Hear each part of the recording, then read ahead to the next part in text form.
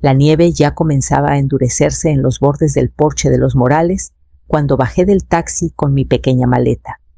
Toqué el timbre, equilibrando una bandeja de escones de arándano en un brazo. Julián abrió la puerta distraído por su teléfono. «Hola, mamá. Llegaste rápido». Se inclinó, me dio un beso a medias en la mejilla y desapareció por el pasillo antes de que pudiera responder. Carolina apareció un instante después, toda labial rojo y cardigan blanco de invierno, con una sonrisa que no llegaba a sus ojos. «Isabel, te pusimos en el ático otra vez, lo siento. Las otras habitaciones están llenas con los proyectos de los niños. ¿Tú entiendes?» Asentí, claro que entendía, y la seguí por la escalera angosta que crujía bajo cada paso cuidadoso. El ático no había cambiado una cama individual, con sábanas desparejadas, una corriente de aire junto a la ventana y un calentador zumbando cansadamente en la esquina. Un solo gancho oscilaba en el closet abierto.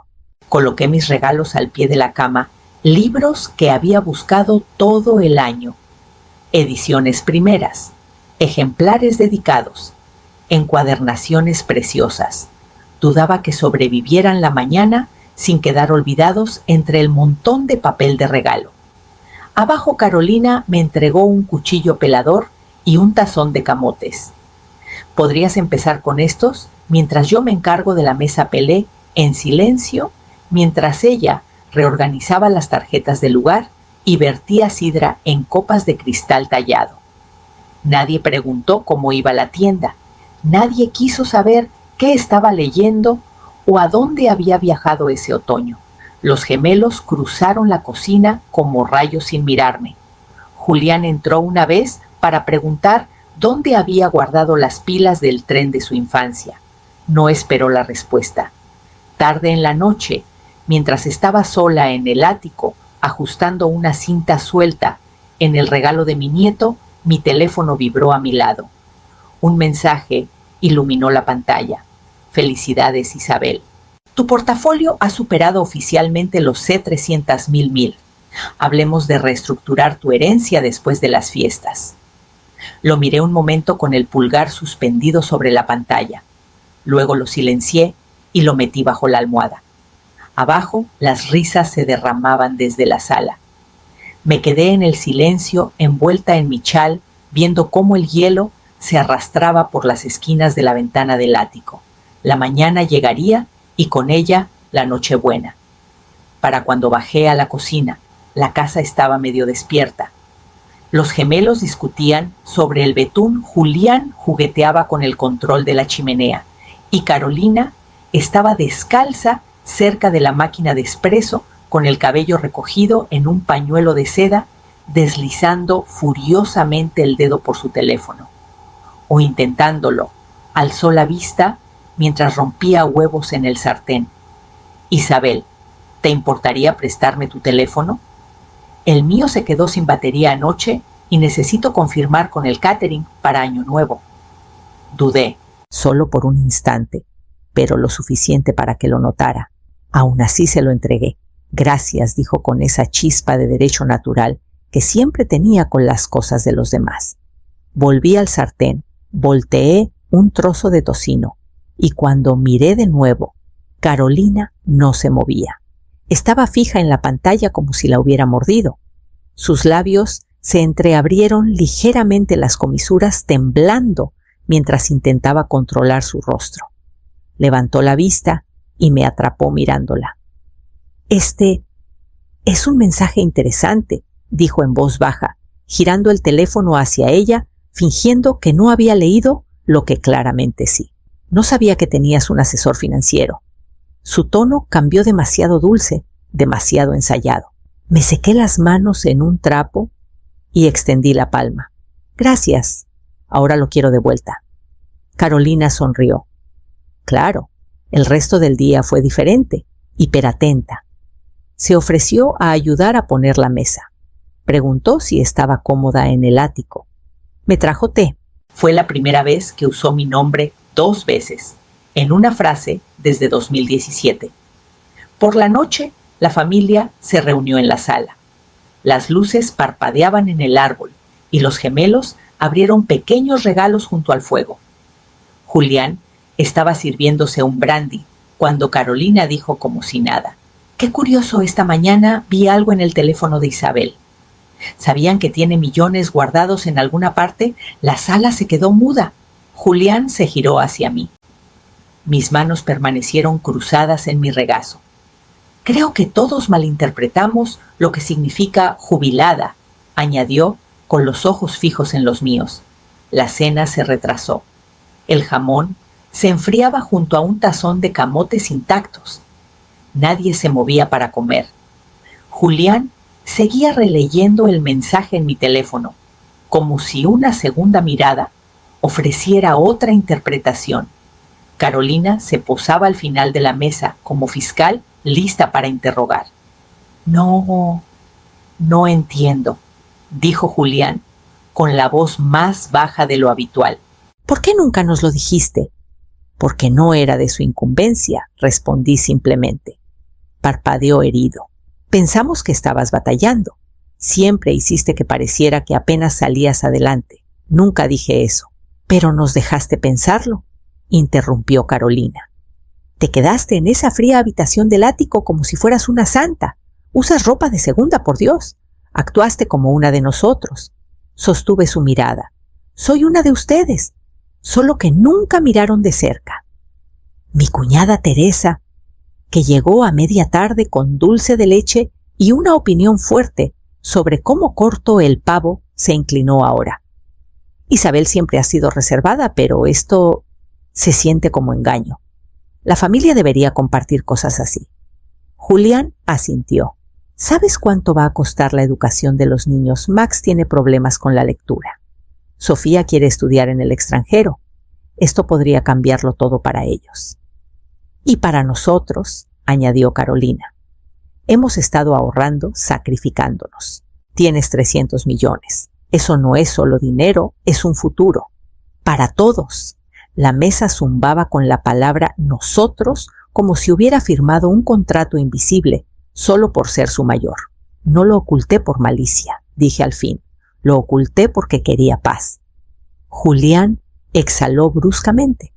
«Pero mamá, ¿no crees que merecemos?» «Creo que ya respondieron eso», dije. El silencio cayó como ceniza. Incluso los gemelos parecieron sentir la tensión. Uno empujaba sus chícharos en el plato. La otra miraba su jugo. Nadie preguntó por los libros que envolví. Nadie quiso saber cómo construí la vida que desestimaron. Terminamos la cena sin brindis ni bendiciones. Más tarde, mientras pasaban a la sala por los regalos, subí al ático sin decir palabra. La casa por fin se había aquietado. Esperé como siempre hasta que las voces se apagaron y los televisores se oscurecieron. Entonces salí del ático, con pasos suaves, la bata bien cerrada, el piso crujiendo bajo mis pies como un susurro culpable. Bajé hacia la cocina buscando un vaso de agua y tal vez un momento a solas con mis pensamientos. Pero unas voces me detuvieron en la escalera. «De todos modos, en unos años ya no estará», decía Carolina. Su voz era baja, pero filosa. «¿Qué va a hacer con 300 millones?» «¿Comprarse un mausoleo, Carolina?», comenzó Julián, pero su voz no tenía protesta real. «No, escúchame. Ha estado aquí en nuestro sofá cada Navidad gratis por más de una década. Esa habitación del ático, ese espacio que podríamos usar. He cocinado, he limpiado, la he recibido. Y todo este tiempo tenía dinero guardado mientras nosotros nos las arreglamos para pagar colegiaturas y el tejado necesita arreglos». Julián no habló de inmediato. «Nos lo debe, Julián». Hubo una pausa tan larga que la sentí apretarse en mis costillas. «No pensé que nos ocultaría algo así», dijo al fin cansado. «Lo hizo», respondió Carolina.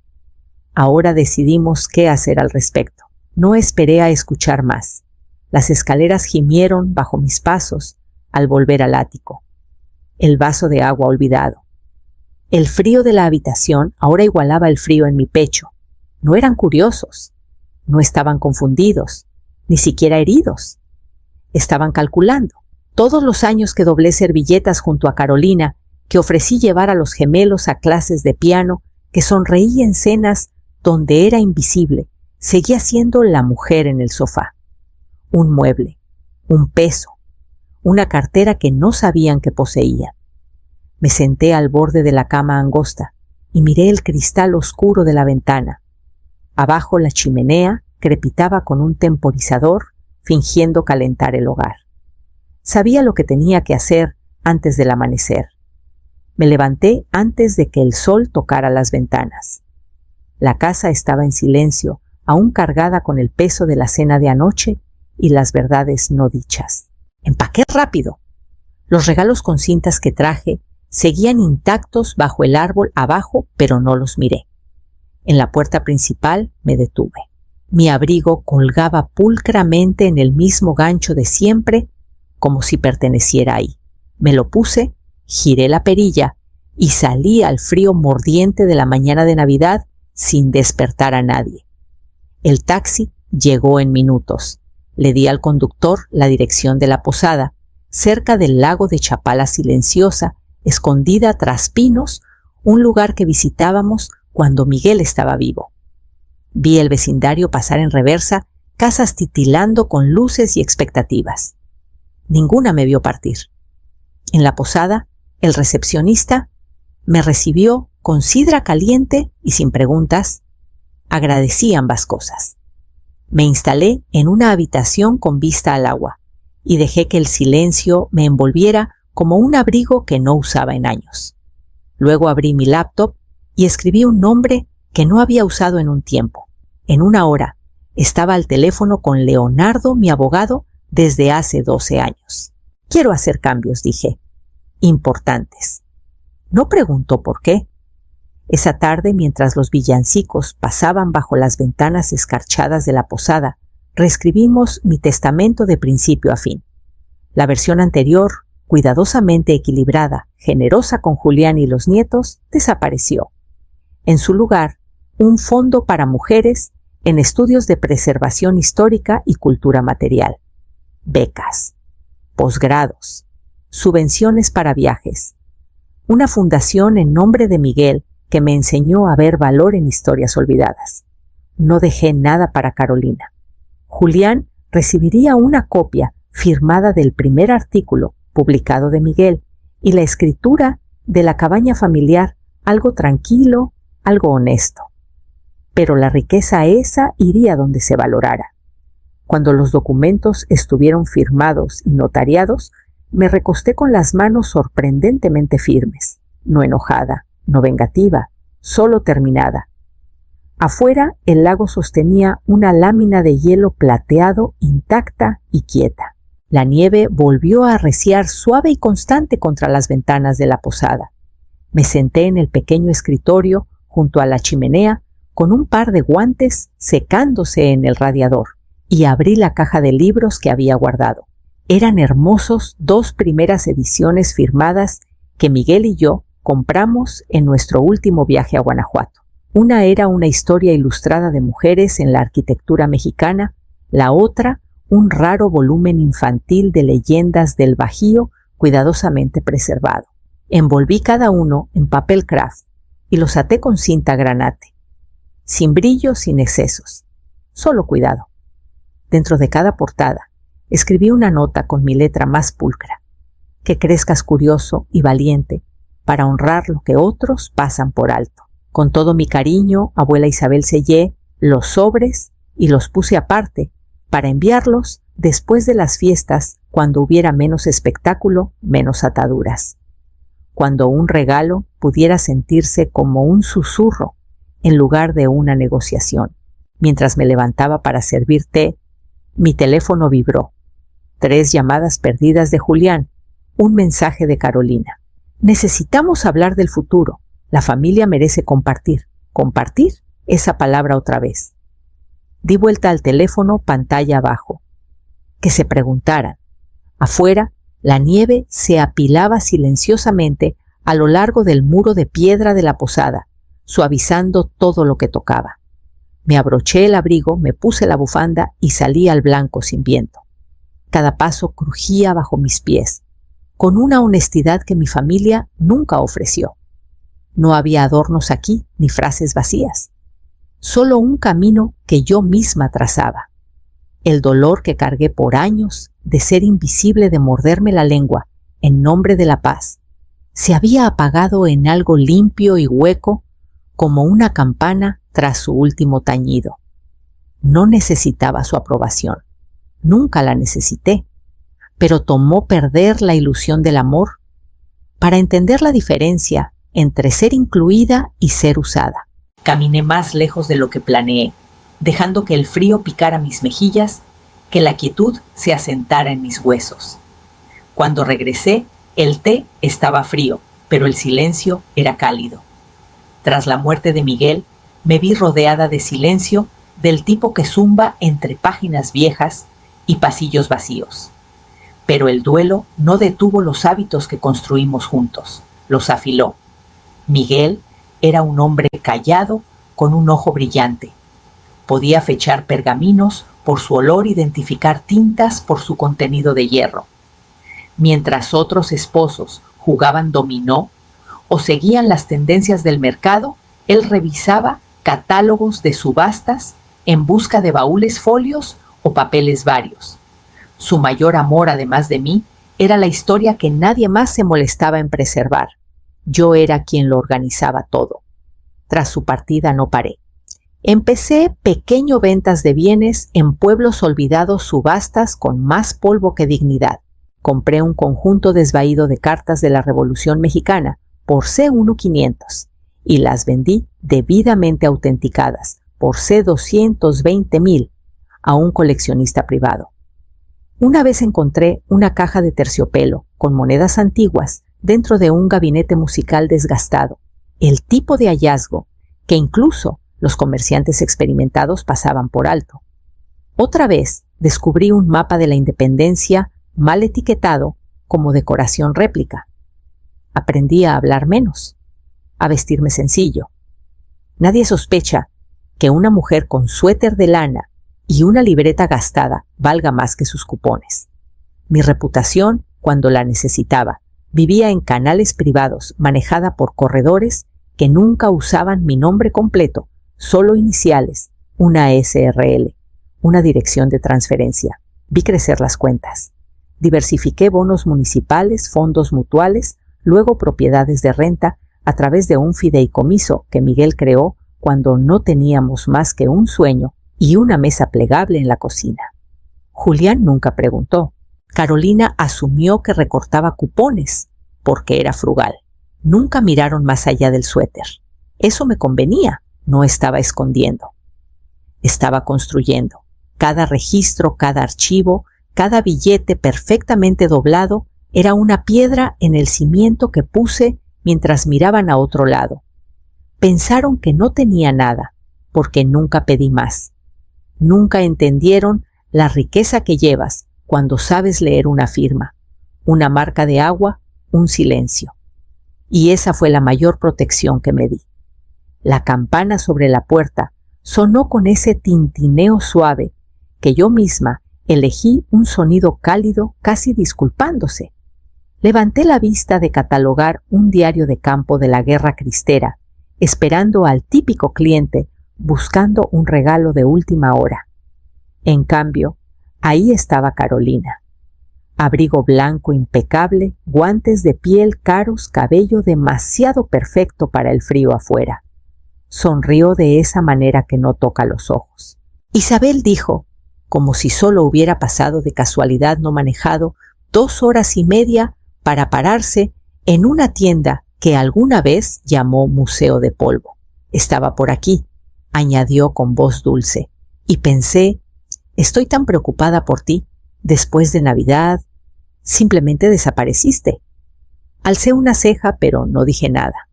Caminó más adentro, inspeccionando los estantes, las vitrinas. Sus tacones sonaban demasiado fuertes en el piso de madera. Este lugar es encantador, ofreció luego. Se giró hacia mí. Mírase que las cosas se pusieron emotivas. Julián se siente terrible. Los niños estaban confundidos, pero somos familia. y la familia, bueno. Ajustó ligeramente el lomo de un libro Se cuida mutuamente. Asentí una vez, esperé. Tomó aire.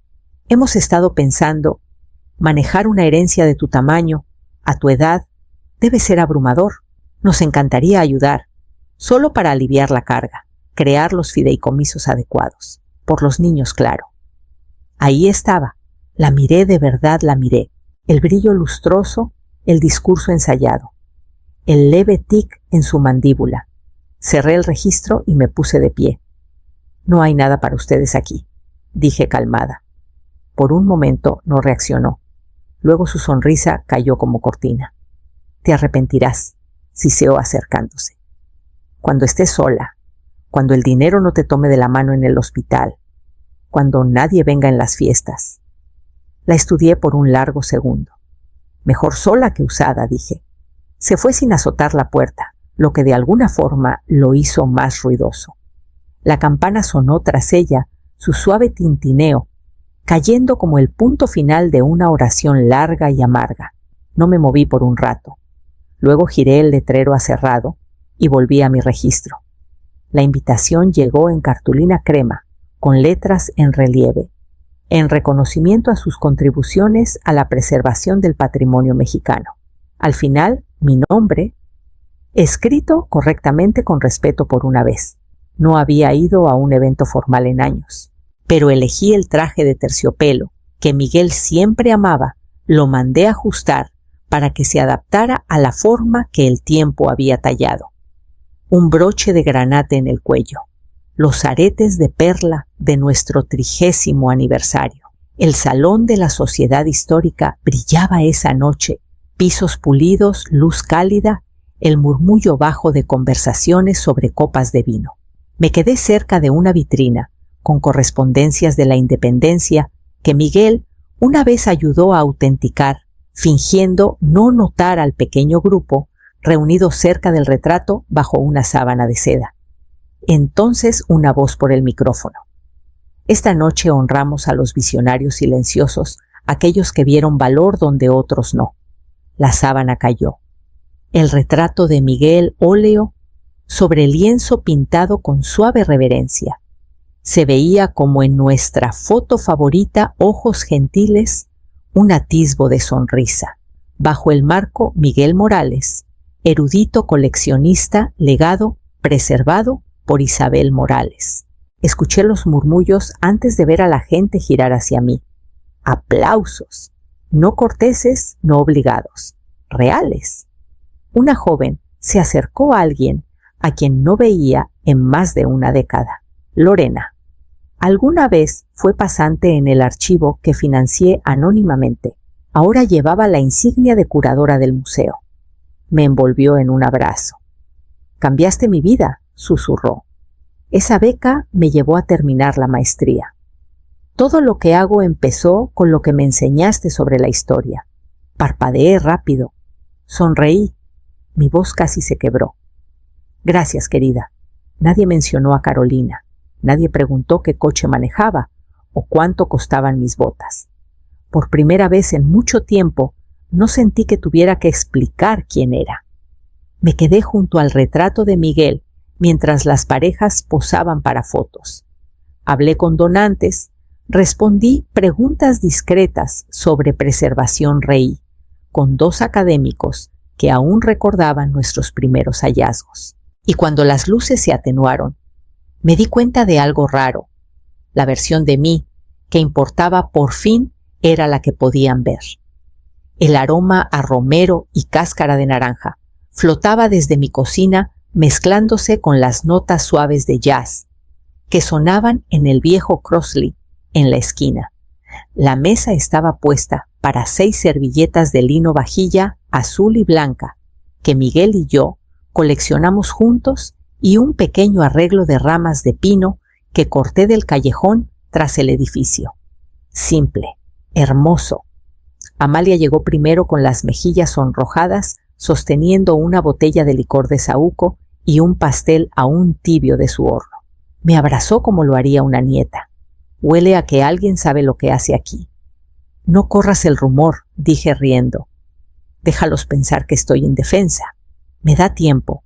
Poco después llegó Salvador, el director del museo, que alguna vez desestimó mi nombre, pero ahora me invitaba a dar conferencias. Trajo un pequeño paquete de cera de sellar antigua para mi colección. Luego Jimena, 19 años, ojos vivos, corazón amplio, con un abrigo de segunda mano y zapatos lustrados. Mi primera estudiante con beca completa. Sonrió al darme una tarjeta con una violeta prensada dentro. Del sendero cerca del archivo dijo: «Pensé que te gustaría más que una vela». Compartimos la cena bajo la luz de las velas, una comida que invita a contar historias en vez de juzgar. Hicieron preguntas verdaderas, no qué tenía, sino quién era.